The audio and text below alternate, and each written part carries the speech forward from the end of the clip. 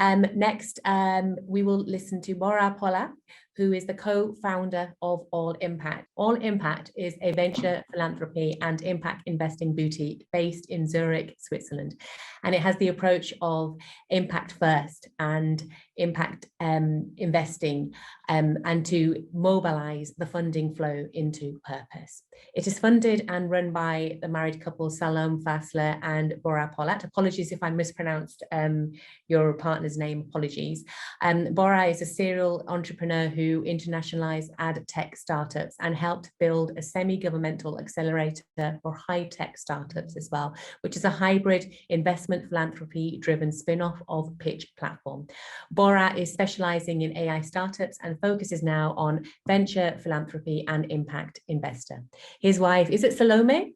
Salome? Have I got that right? Yes, Salome. Salome.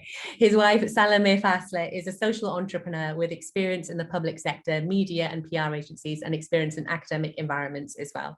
She worked at an international trust and with a family office and she coordinated NGOs worldwide and focuses now on venture philanthropy and impact investing. Today, we will hear their joint experience of revolutionizing the impact investment industry and learning about the scalable impact formula that they have found out. Bora, Salome, please feel free to start whenever you are ready. Very, very interested to see what you've got to say. Hi, everybody.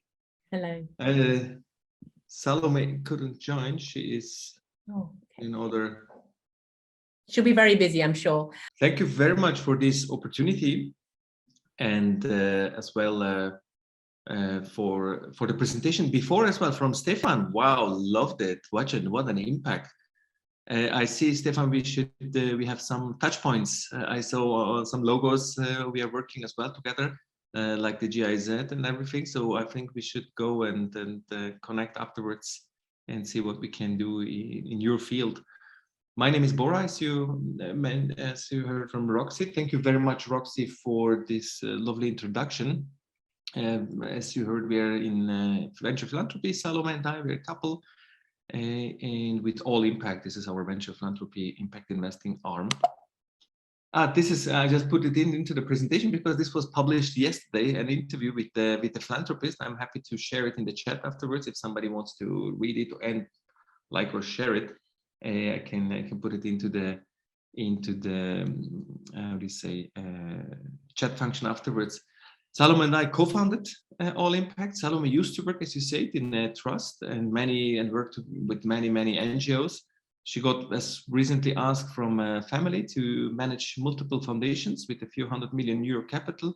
Not allowed to say the name of the family, but she said, "Hey, we have to focus on impact first. So everything we do is always impact first." And at All Impact, with our venture philanthropy, we solely use our own private capital so far. We use it for projects like schools, like women cooperatives, like horses in Cuba, and environmental projects. And as I mentioned in the beginning, our approach is always impact first. And what we do with impact first is always scalable impact first. So just impact alone is not enough. It should be scalable. But you hear the word impact, venture, philanthropy, and other words all the time. It has a quite broad definition, in my opinion. In the one hand, you have the investment. In the other hand, you have the philanthropy arm, like foundations, like we heard from Stefan before. In the impact, or like on the, or no, not impact, in the investing part of the spectrum, it's usually about an ROI on if there is impact, it's nice, but if not, it's okay. And it's for the ones which are classic only return-driven investments, they often prioritize business interests over human needs and environmental limits. So that's why this is amazing that we have the philanthropy part on the side. And with the years, it changed that we say, hey, not just invest in everything which brings return. And then we got the ESGs. The ESGs was about don't do bad. So invest, but don't do bad, please. And then with the time, we got the SDGs, which were not just don't do bad, but start doing good as well. So then you have like the spectrum from investing, philanthropy, from philanthropy to venture philanthropy, from investing to impact investing. So you have like a whole spectrum. And if you see it from the perspective of an investor, then you have to take the hat of the investor and see what do investors basically do, or people who have financially the financial capital to move something. They have like tons of projects. They have many people approaching them to invest in projects, in startups, in blockchain, in visionaries, in stable businesses. They could just leave the money on the bank and everything. So everybody is trying to get something into the mind. That's why the impact investing and venture philanthropy part are super interesting, because then you are not just an investor, you can do something good. In the impact area, which happened a little bit as well, is that some people invest because it's now very hip and modern to do impact investing or sustainable investing. Some people do, let's say, rainbow washing. So this happens as well, so that the people are investing, and it's more like an ESG. So they just don't invest in bad things, but invest, and they hope that, and that they say this is like impact investing, because it sounds cooler than just being an investor.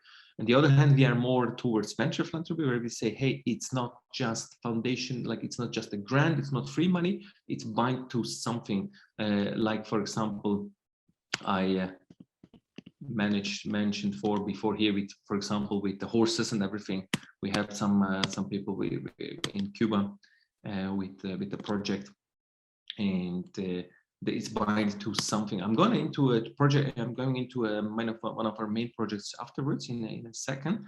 This graph I borrowed from the European Technology Chamber, where we are members too, and this should show again the thing what I showed before with the investing and philanthropy or philanthropy area. Now we go and say, hey, how can we do real impact? How can we create scalable impact? And if you want to do scalable impact, then you have to do it on a systemic level. So you have to align the interest of all those different stakeholders. If you want to change something in a certain country or in a certain industry or branch, you have to align so many people. And then to do that, you have to get the policymakers.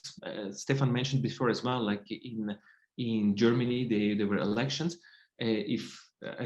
Before and after elections, the whole focus of doing good could change immediately. It could focus on completely something else. And so you have to align a lot of the people. So you do positive lobbying with the governments, and to align them, you do a lot of kindly nudging the people towards the direction you want to have them. So in a more focused area. At All Impact, we said, hey, our formula is we have to create impact, scalable impact. Then therefore we have to get the capital and use the capital as efficient as possible. As Roxy mentioned in the beginning, Salome and I, we are serial entrepreneurs. We were in different industries. We have seen many different type of people, from the private jet area, supercar area, to very social projects, to technology companies, to accelerators, startup accelerators. So we are a lot in the startup area. So we said, okay, we have to, it doesn't matter what we do, it has to be scalable, it has to be full of impact, and we have to bring it to a next level. Therefore, we use a lot of technology, we use a lot of education, and we use much more community. That's why the square, community plus square. Technology enables the scalability. So with technology, you can be much more efficient. You can optimize the processes. With education, you can bring education into a community of people, which then accelerates. I can give some examples in a second. And the community is, we have seen this in a couple of projects, the community aspect is so underrated. This is something which gives the real boost to everything. The community controls itself, the community brings itself forward. the community is the best marketing tool, so you save in every aspect. So everything you do, it is like a startup, and it is always impact first and scalable impact first, as I mentioned in the beginning. The project I'm going to talk about is one of our main projects, which is Valeriana.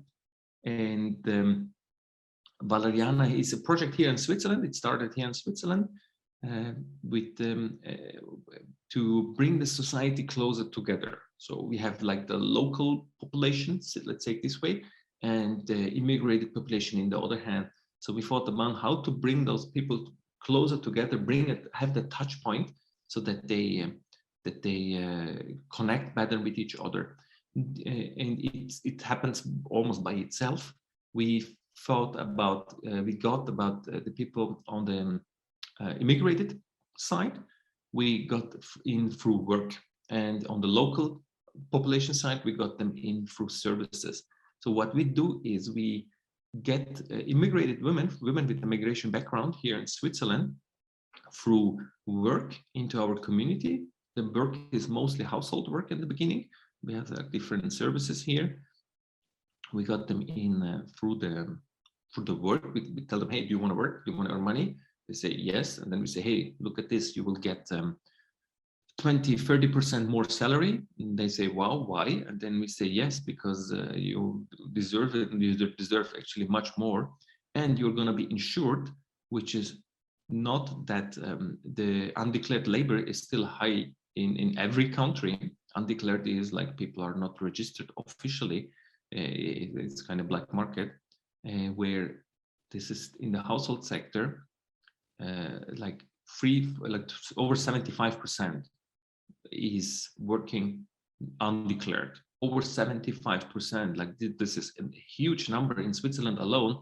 Though, like we're talking about millions in Germany, Austria, and other countries. If you just check how much social tax money is not getting paid, how many people are not insured, how many people are for their pension, how they are not secured, this is like really sad if you see that. So we get the people in and say, hey, work, you get the 20-30% more salary, you get insurance, you get education. We give multiple times a week language classes.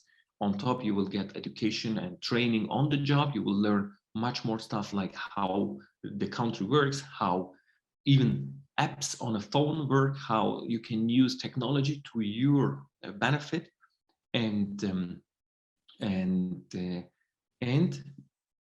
you will get into a community where you can meet other people, and you can meet in the community like local people.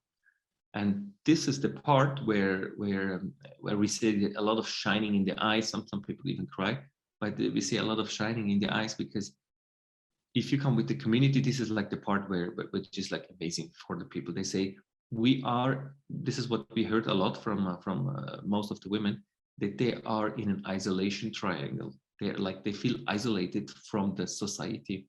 They say they're like at home. Some of them go to work, usually often household work, and they say, hey, I'm at home, I'm alone. I go to this work, I take the bus, I change the bus, I'm always alone. I go to this work, I'm at their place, I clean the place, I'm alone. I take the bus, I come home, I'm alone. I prepare something to eat. My family comes, bam, within half an hour, everything I prepared, boom, it's done. So I clean, and then I go to work again, and I'm alone, and all the time, and I don't have nobody, and I have no connection. And this is like devastating. So we bring the community in, we bring the German, the language classes in, and we look that everybody it gets more and more education. Why we go for the women, as we heard before as well, women, in our case, especially mothers, are the reference point number one for the children. So what we have seen is the indirect multiplied impact we create here. If we go to the women, give them work, so they have like more freedom and independence, provide education, learn a lot. The work itself, the job, or the work, the tasks that this person is doing, has a price value. It has a value. The children see the mothers differently. The community sees those people differently.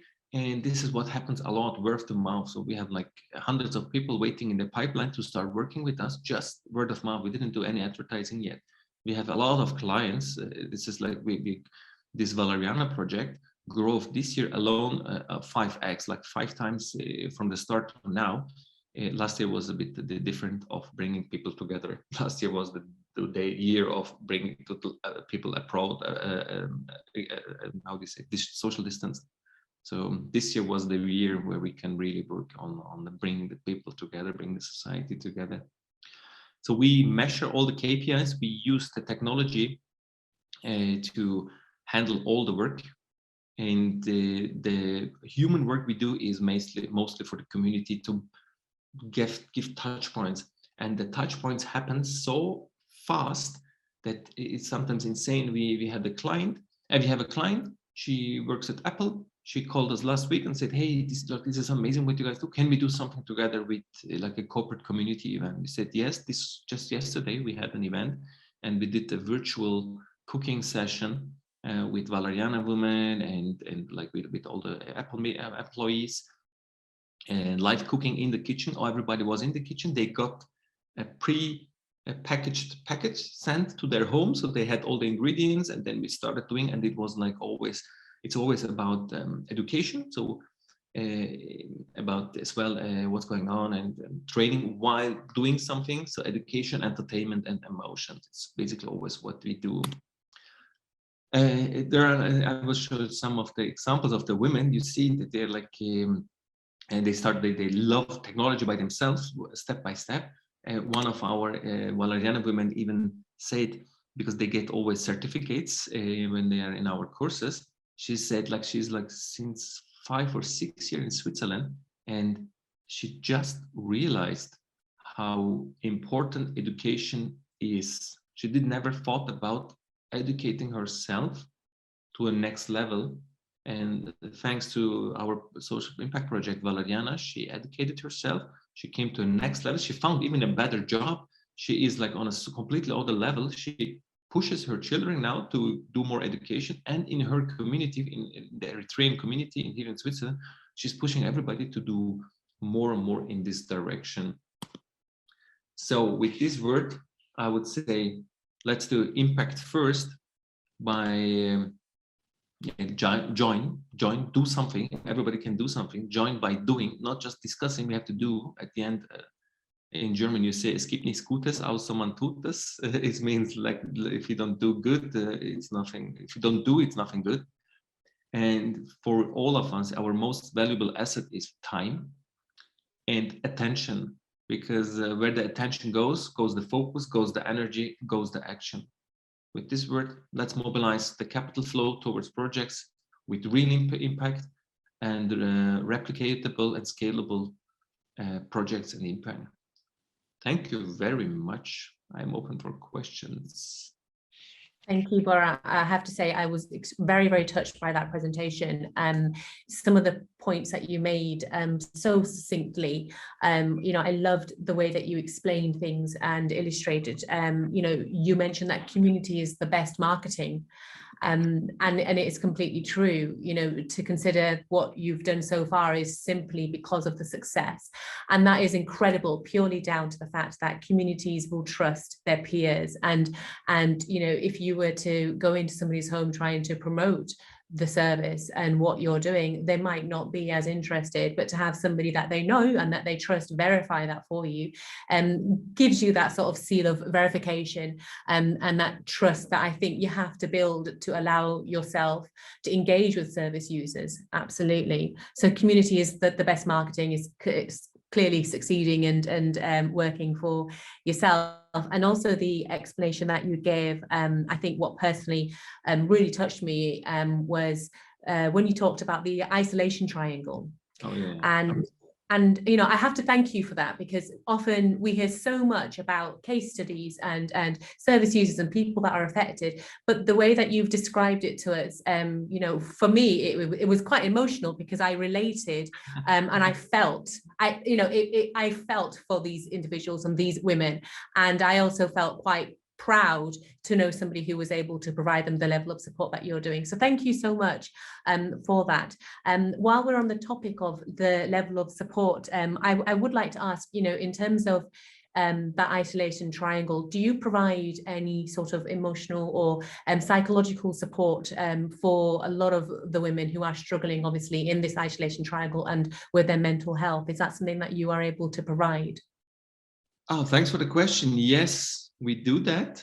Actually, I myself am a political refugee, so I relate totally, because I saw it from my mother, and that's why Salome started all that, because she saw how it is for my mother, and she said, "Hey, how is it even possible that such a skilled woman doesn't find a job, or she's like an invisible part of the society, because this is idle capacity?" And then we started doing stuff, and then from that it grew very fast, and now it's growing at super speed. And yeah, one thing we do by ourselves, and we have volunteers who are starting next year with mental speaking sessions. Let's say it this way: it's not really mental health, it's about speaking sessions. And especially we meet all of our employees, our women, our Valeriana women, every week. They're coming every week to our office. We have every week a touch point, and we see even how they are proud. This is amazing. You know, you see on their WhatsApp and Telegram profile pictures, they have the Valeriana logo, or they are together with other Valeriana women they never met before, in the community. Even after 10 minutes, they're already hugging each other, they're holding hands, they're making jokes, and it's so amazing to see all that. And next year, by the way, we are going abroad to Germany, Austria, and Ghana. We are going to start a pilot project in Ghana. And we got asked as well in Uruguay and some other countries. So we're going to expand next year. Fantastic. I mean, I can actually already see from chat that there is somebody who's joined us from Ghana as well. So it'd be really good. I think his name was Abdul, I believe. Apologies if I got that wrong. So it'd be really good to have, you know, his feedback as well, and how he thinks that would definitely impact upon his community and, you know, the women, the caregivers, the mothers. And, you know, it's inspiring, I think, is the word that we're all thinking of at the moment, to hear everything that you are doing, and to provide that opportunity and that outlet for so many women, you know, young, older mothers, to be able to talk and to actually build that sense of community with each other. So we do have one other question which touches upon a question that was asked in chat, which I would like to ask you really quickly before we go for a break, which relates to the criteria that you're using when you actually pick a project to support. So that's one part of the question. The second part would be looking at, you know, the indicators that you use. If you prefer the question that is in chat, you can by all means type an answer to, so everyone can actually read it there. But I would definitely be interested to learn a little bit more about the criteria that you use when you look at a project and you select those. At the moment, it's mostly social impact projects, and the impact is first. So, and what we do is we bring a business model in it. So it should be a kindly nudging. We call it kindly nudging. The business model should push the people towards the goals we are looking towards, the soft KPIs and KPIs we are looking, the impact KPIs. And then it should be scalable and replicatable, so that we can replicate it in other countries where the need is there.